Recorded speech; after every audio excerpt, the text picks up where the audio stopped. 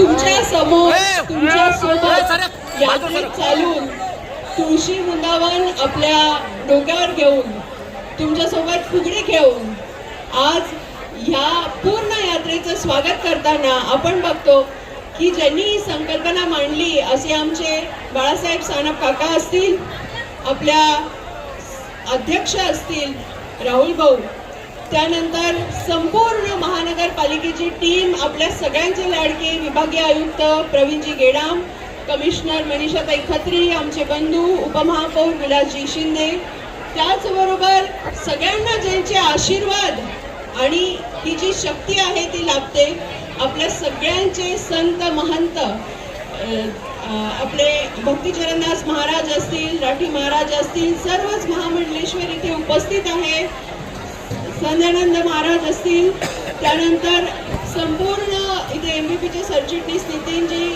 ठाकरे देखील आलेले आहेत, माझे सहकारी आहेत, त्याचबरोबर तानाजी जयभावे आहेत, संपूर्ण माऊलीवरती विश्वास असणारा अख्खा ब्रह्मांडात जेवढे सगळे आहेत त्यांचे स्वागत करताना नाशिक नगरीमध्ये मला विशेष आनंद होत आहे.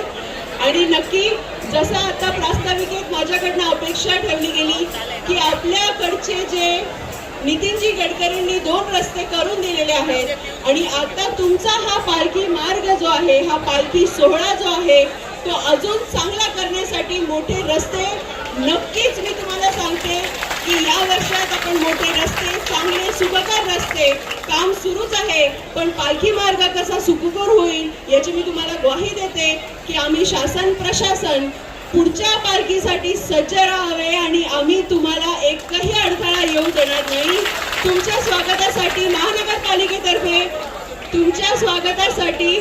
महानगरपालिकेतर्फे एक मोठी कमान आम्ही इथे कायमस्वरूपी लावू, जेणेकरून आमच्या वारकऱ्यांना, आमच्या माऊलींना कुठलाही त्रास होणार नाही. त्यांचं स्वागत कायमस्वरूपी महानगरपालिकेमध्ये आहे. आपण सगळ्यांनी या संस्थेतर्फे श्री संत निवृत्तीनाथ महाराज कमान या प्रवेशद्वार असे नाव देऊन आपण आपले स्वागत कायमस्वरूपी करू.